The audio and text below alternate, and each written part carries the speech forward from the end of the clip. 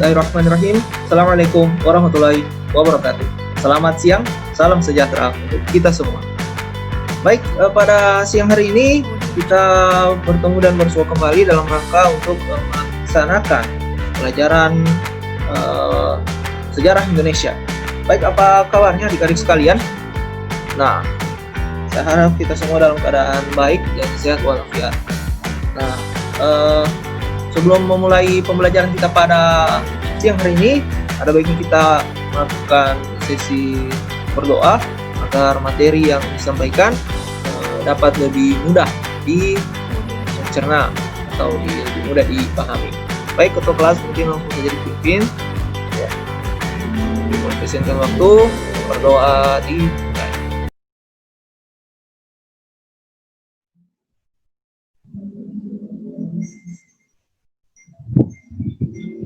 doa selesai. Nah, baik. Masih semangat ini? Iya. Baik, dalam pembelajaran kita pada siang hari ini, sebelum memulai pembelajarannya, saya akan memberitahukan beberapa tata tertib pembelajaran pada siang hari ini. Baik, yang pertama itu kita harus rapi dan sopan. Semuanya diharap diaktifkan kameranya. Bagi yang tidak mengaktifkan kamera terhitung alfa, kecuali ada konfirmasi atau mungkin ada kendala, mungkin buang air, mohon disampaikan di kolom chat Zoom. Selanjutnya, yang kedua yaitu diharapkan kepada semua siswa agar walaupun perkuliahan berjalan secara daring, tetap menggunakan pakaian yang rapi, mungkin pakaian yang berkerak untuk laki-laki, untuk perempuan berjilbab, dan non-muslim dapat menyesuaikan. Baik, langsung saja sebelum memulai pembelajaran pada siang hari ini, ada baiknya sekretaris kelas melakukan absen terlebih dahulu untuk mencatat siapa saja yang hadir, siapa saja yang izin, siapa saja yang sakit, harap dicatat dan dikirimkan ke saya melalui emailnya yang nanti akan saya bagikan di kolom chat. Baik, langsung saja kita memulai agenda pembelajaran kita pada siang hari ini. Nah, kita masuk ke pelajaran sejarah Indonesia. Baik, di sini ada yang masih ingat materi kemarin sampai di mana? Nah, materi kemarin kan sampai di penjajahan Portugis di Nusantara. Nah, pertanyaan saya, setelah bangsa Portugis datang dan masuk menjajah Indonesia beberapa saat, setelah itu negeri atau bangsa apakah yang selanjutnya datang menjajah Nusantara? Nah, benar sekali. Bangsa yang menjajah Indonesia atau Nusantara setelah adanya kedatangan bangsa Portugis ialah bangsa Belanda. Nah, oleh karena itu kita langsung saja memulai materi kita pada siang hari ini. Saya akan memaparkan, harap disimak baik-baik.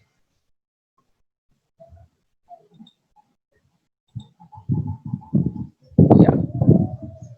Baik, seperti yang saya sudah sampaikan sebelumnya, bahwa bangsa yang pertama, bahwa bangsa yang datang setelah bangsa Portugis ialah bangsa Belanda. Dalam pembelajaran pada siang hari ini kita akan membahas seluk-beluk kedatangan Belanda ke Indonesia. Nah, jadi pada awalnya Belanda datang pertama kali ke Indonesia itu belum berniat menjajah. Nah, karena yang datang ini pertama hanya beberapa orang saja, beberapa awak kapal dari bangsa Belanda itu. Mereka berdagang, mereka mendirikan komisi dagang yang konon itu merupakan perusahaan dagang terbesar di dunia pada masanya. Itu bernama VOC. Nah, baik, pada siang hari ini kita akan mempelajari tentang kedatangan VOC di Indonesia, seluk-beluknya di Indonesia, hingga keruntuhan VOC di Indonesia. Baik.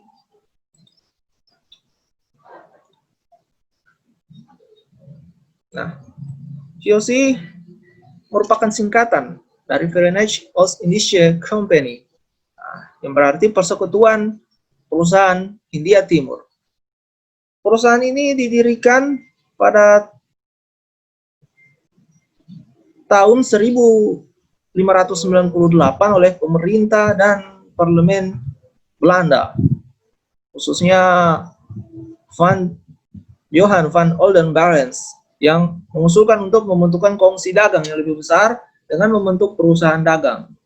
Nah, ini juga menjadi saingan dari perusahaan dagang Inggris yang telah menguasai India pada waktu itu.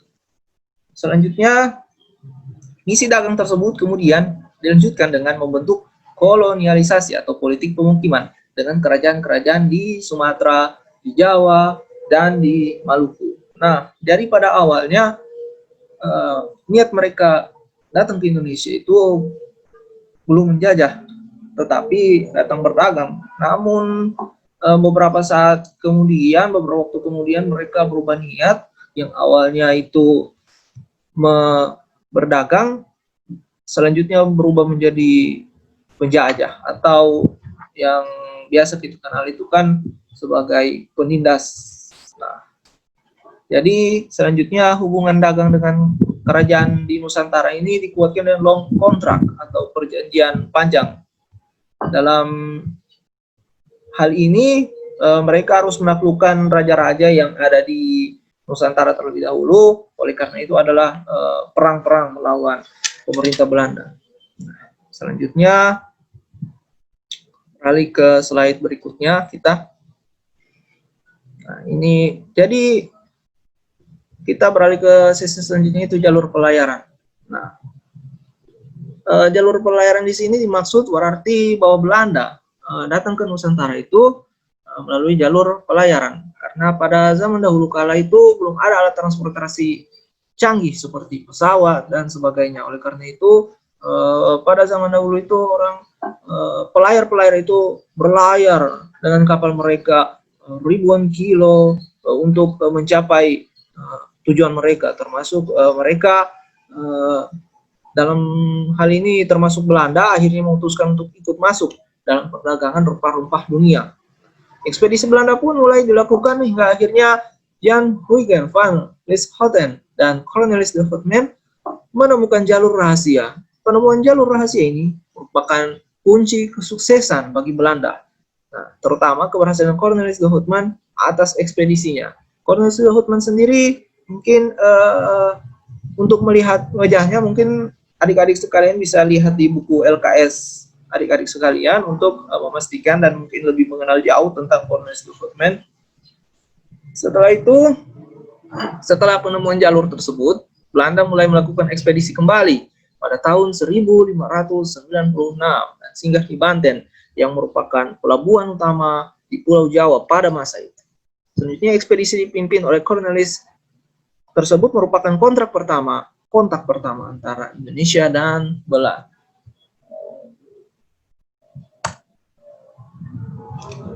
Tujuan pembentukan VOC sendiri seperti tertuang dalam Perundingan 15 Januari 1902 adalah untuk menimbulkan bencana pada musuh guna keamanan tanah air.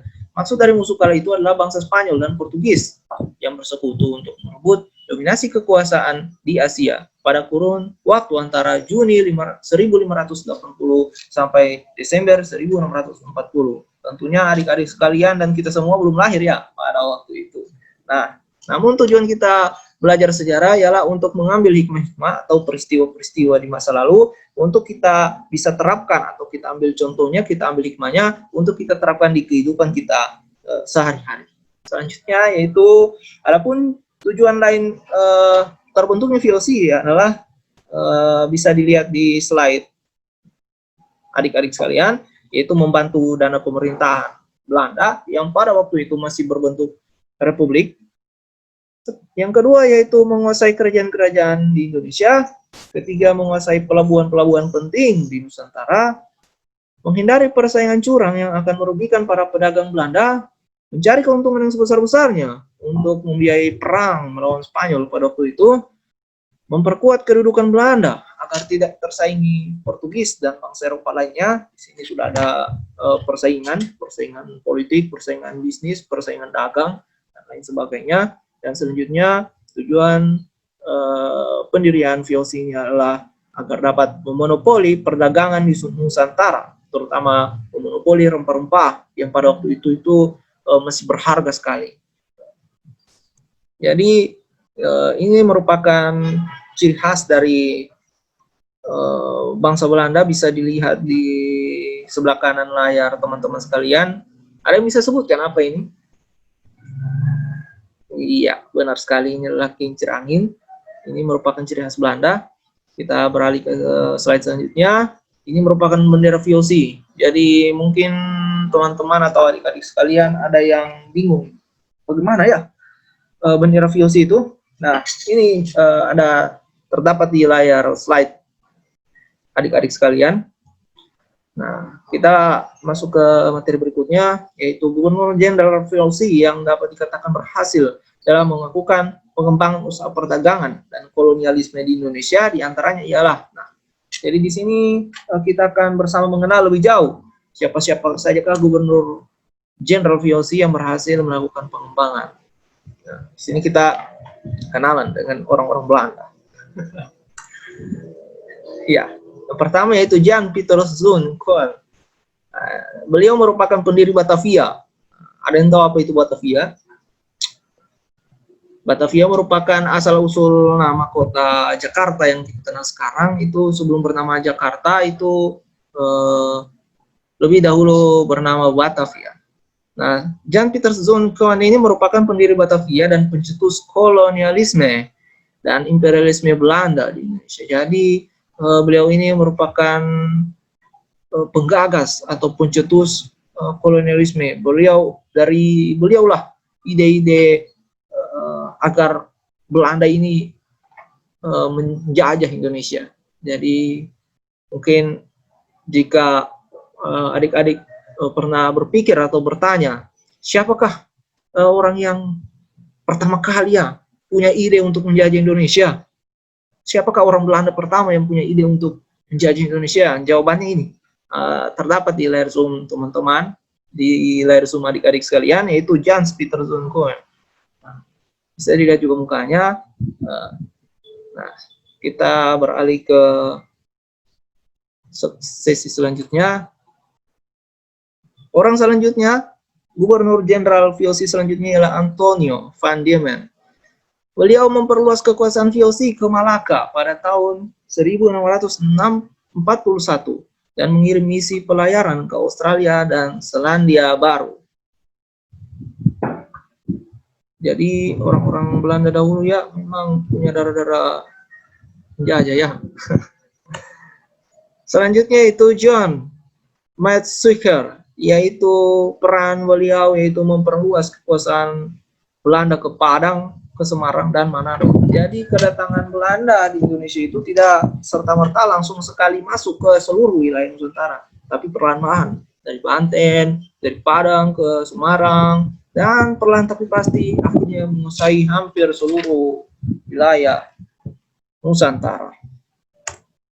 Orang selanjutnya itu Cornelis Pilman, Gubernur Jenderal yang mengalahkan perlawanan Sultan Hasanuddin di Makassar. Tentunya adik-adik sekalian tidak asing lagi dengan siapa itu Sultan Hasanuddin, yang merupakan pahlawan nasional kita. Selanjutnya Cornelis Pilman juga meredakan pemberontakan Trunojoyo di Mataram dan mengalahkan Sultan Ageng Tirtayasa dari Banten. Pada waktu itu Sultan Ageng Tirtayasa, Trunojoyo dan Sultan Hasanuddin ini merupakan orang-orang berpengaruh di wilayahnya dan menjadi penggerak atau penggagas atau menjadi ketua, bahkan menjadi pemimpin dalam perlawanan melawan VOC. Nah, kita beralih ke sesi selanjutnya, yaitu hak. Di sini maksudnya hak istimewa VOC. VOC mendapat hak-hak istimewa yang diberikan oleh Parlemen Belanda. Hak-hak itu ialah yang pertama hak monopoli dagang di wilayah antara Amerika Selatan dan Afrika. Yang kedua memiliki angkatan perang dan membangun benteng pertahanan. Yang ketiga hak berperang dan menjajah. Wow. Hak selanjutnya hak mengangkat pegawai, dan selanjutnya hak melakukan pengadilan, dan hak mencetak serta mengedarkan uang sendiri. Wah, tentunya sudah adik-adik bayangkan bagaimana VOC ini mungkin ketika melakukan pencetakan dan mengedarkan uang sudah pasti VOC ini kaya karena bisa mencetak dan mengedarkan uang sendiri. Nah, ini merupakan hak istimewa VOC. Nah, jadi kita beralih ke slide berikutnya. Ini merupakan penyebab runtuhnya VOC. Nah, seperti kata pepatah, tak ada yang abadi. Jadi sekuat-kuat dan sehebat-hebatnya suatu dinasti atau suatu bangsa yang menjajah pasti akan ada akhirnya juga. Nah, begitu pula dengan VOC. VOC ini juga akhirnya runtuh disebabkan beberapa faktor. Nah, yaitu yang pertama, perubahan politik pemerintah di negara Belanda yang awalnya itu berbentuk republik akhirnya berubah menjadi kerajaan, dan yang kedua, VOC mengalami kebangkrutan dan kemunduran akibat banyaknya korupsi yang dilakukan oleh para pembesar atau penguasa VOC. Jadi hak-hak istimewa VOC tadi yang salah satunya adalah mengedarkan dan mencetak uang ini dapat menjadi bumerang bagi pegawai-pegawai atau penguasa VOC karena akhirnya banyak yang korupsi, banyak yang tidak kuat imannya, akhirnya melakukan korupsi, akhirnya yang menyebabkan akibat yang fatal yaitu bangkrutnya VOC. Selanjutnya yaitu VOC mengalami kemunduran karena kalah bersaing dengan kongsi-kongsi dagang negara Eropa lainnya seperti Inggris dan Prancis. Selanjutnya juga VOC banyak menanggung hutang akibat peperangan yang dilakukan, banyak mengeluarkan biaya perang, termasuk melawan Spanyol dan lain sebagainya. Ini menjadi salah satu sebab mengapa VOC bangkrut. Selanjutnya juga yaitu maraknya terjadinya perdagangan gelap di jalur monopoli VOC. Ini merupakan hal-hal terlarang, hal-hal yang terlarang yang akhirnya menyebabkan VOC sendiri itu mengalami kebangkrutan. Selanjutnya penyebab mundurnya VOC itu ialah timbulnya kemerosotan moral di kalangan para penguasa akibat sistem monopoli perdagangan. Akhirnya seperti yang di poin 2 tadi itu, mereka banyak korupsi, kalah bersaing itu karena kemerosotan moral di kalangan para penguasa akibat sistem monopoli ini. Jadi ini kedatangan mereka di Indonesia ini yang awalnya itu berjaya karena berhasil merebut orang perempuan dan lain sebagainya, akhirnya menjadi bumerang yang menyebabkan kemerosotan moral di kalangan para penguasa VOC itu sendiri. Jadi salah satu pelajaran yang bisa diambil dalam pembelajaran kita pada siang hari ini ialah ketika kita sudah di atas, ketika kita suatu insya Allah nanti sudah akan sukses dan sudah maju, sudah berkembang, sudah makmur dan sejahtera itu jangan sombong atau jangan lupa diri, jangan jangan kita punya kemerosotan moral, karena kita belajar dari sejarah bahwa inilah hal-hal yang menyebabkan bangkrut atau kemundurannya suatu pemerintahan, atau mungkin kita bisa ambil perspektif dari diri kita sendiri. Ketika kita berada di atas, jangan lupa diri, jangan sombong, dan lain sebagainya. Oleh karena itu, inilah kita fungsi kita belajar sejarah, yaitu mengambil hikmah dari peristiwa-peristiwa masa lalu untuk kita aplikasikan, kita terapkan, dan kita implementasikan di kehidupan kita sehari-hari. Saya simpulkan sebelum kita akhiri, yaitu kegiatan monopoli bangsa Eropa di Indonesia berubah menjadi kegiatan memonopoli hasil-hasil sumber daya alam dan perdagangan yang melahirkan keinginan untuk menguasai dan menjajah daerah-daerah yang didatanginya, tak terkecuali Nusantara. Masa penjajahan Belanda di Nusantara dapat dibagi dalam 2 periode, yaitu periode antara tahun 1602 sampai 1799, yang pada masa ini dikenal dengan masa pendudukan atau kedatangan VOC dan kekuasaan VOC. Dan periode kedua atau periode kelas selanjutnya yaitu pada tahun 1800 sampai 1942. Di sini sudah resmi negara Belanda yang menjajah Indonesia, karena di tahun 1799 itu VOC bubar dan diambil alih oleh pemerintah Belanda, termasuk wilayah Hindia Belanda atau wilayah Nusantara pada waktu itu. Periode pertama yaitu antara tahun 1602 itu yang berkuasa di situ adalah VOC, dan pada periode kedua 1800 sampai 1942 itu yang berkuasalah pemerintah Belanda. Sampai di sini ada yang ingin bertanya? Nah, sebelum saya tutup,